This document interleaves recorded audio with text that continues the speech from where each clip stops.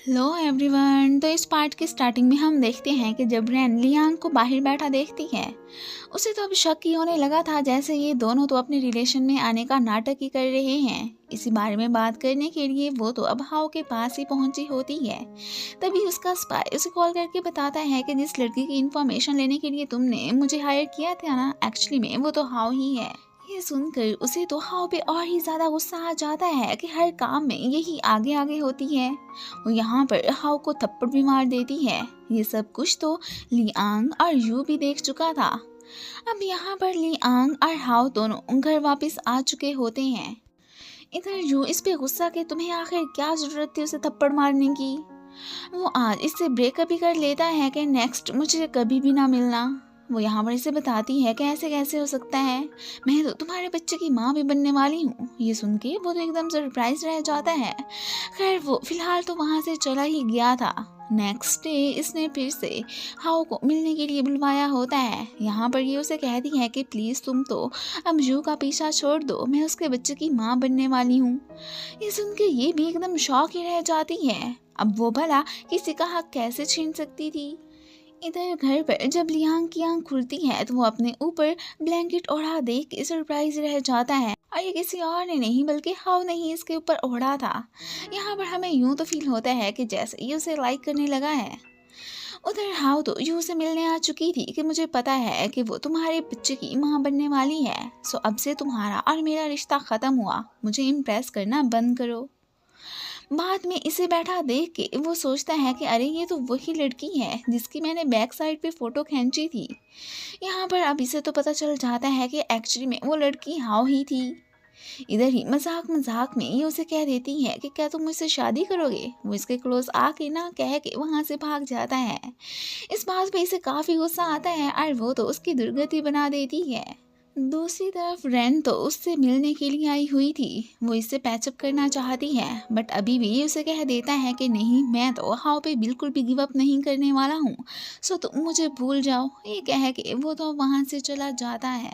Office में ये दोनों फ्रेंड्स तो अपने प्रोजेक्ट के बारे में ही बातें कर रही थी। तभी इनकी नज़र श्याओ पे पड़ती है कि उसने अपना तो नया बॉयफ्रेंड बना लिया है। इन दोनों को तो यकीन हो गया था कि बहुत जल्दी लियांग और श्याओ फिर ब्रेकअप ही करने वाले हैं।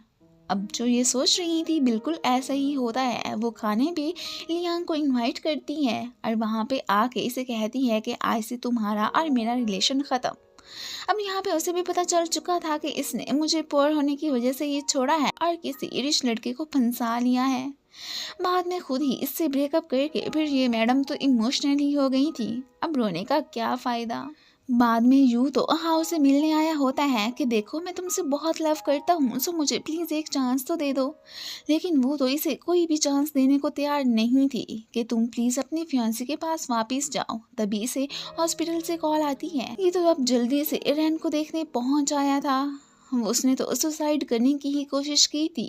यहाँ पर इसे तो हाव भी देख लेती है। वो अब काफ़ी ज़्यादा परेशान हो गई थी और एक बार में जाकर खूब ड्रिंक भी करती है। मुझे अब तो यू को भूल जाना चाहिए।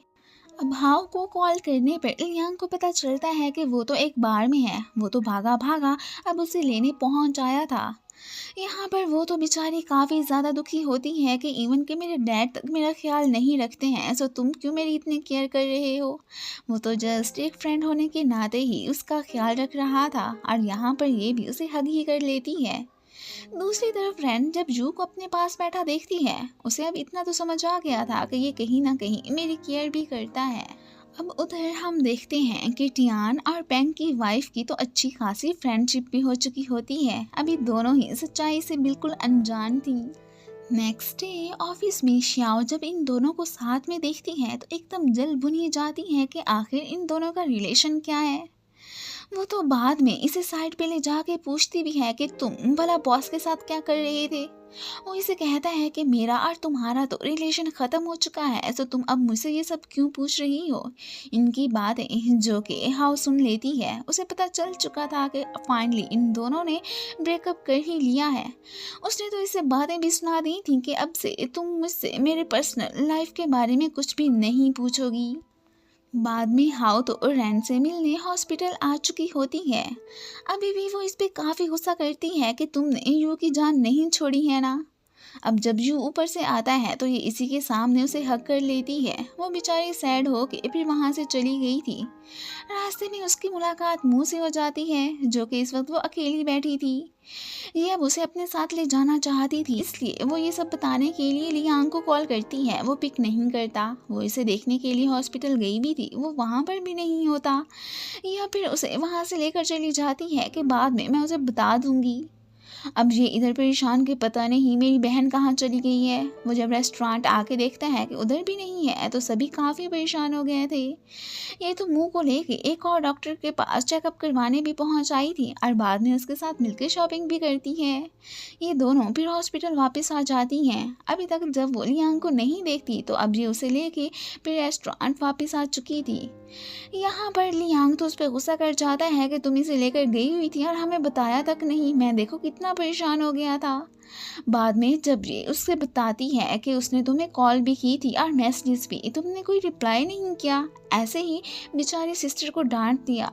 और यहाँ पर इसे मॉम से भी डांट ही पड़ जाती है कि तुम्हें क्या ज़रूरत थी उस बेचारी को इतनी बातें सुनाने की।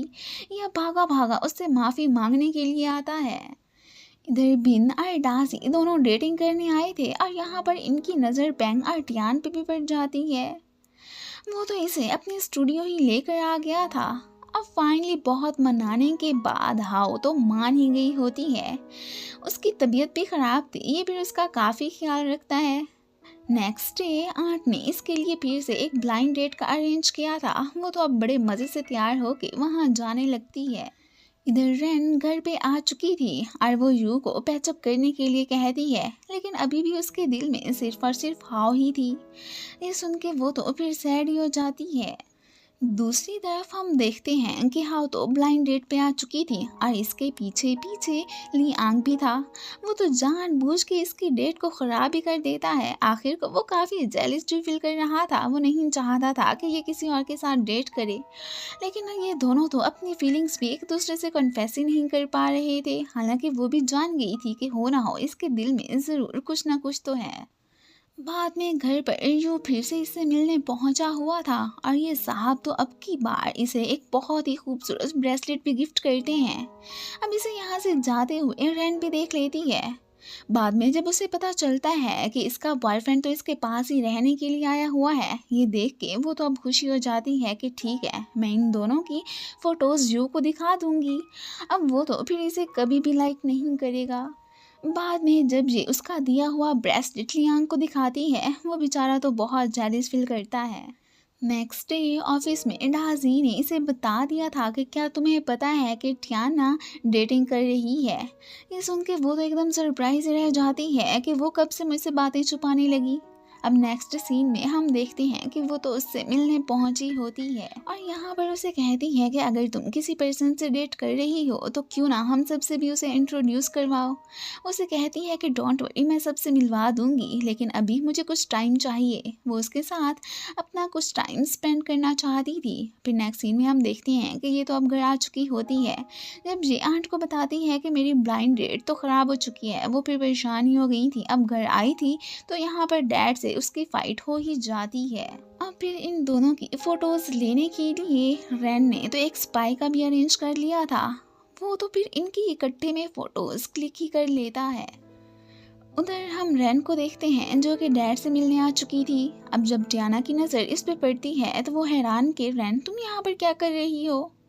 अब डैड को पता चल जाता है कि एक्चुअली में ये मेरी बेटी की फ्रेंड नहीं बल्कि मेरी बेटी ही है। वो इससे अपोलोजाइज़ करने लगते हैं कि मुझे तुम्हारी मॉम के साथ और तुम्हारे साथ ऐसा नहीं करना चाहिए था। तो अब ये भी कहती है कि ठीक है, अगर आपको अपनी गलती का एहसास हो चुका है सो कंपनसेशन के तौर पर आप मुझे वो दो जो कि मुझे चाहिए। वो भी कह देते हैं कि ठीक है, जो तुम्हारी मर्ज़ी, जो तुम मांगोगी मैं तुम्हें देने के लिए तैयार हूँ। और इसी के साथ ही फिर ये पार्ट ख़त्म हो जाता है। Thank you for watching.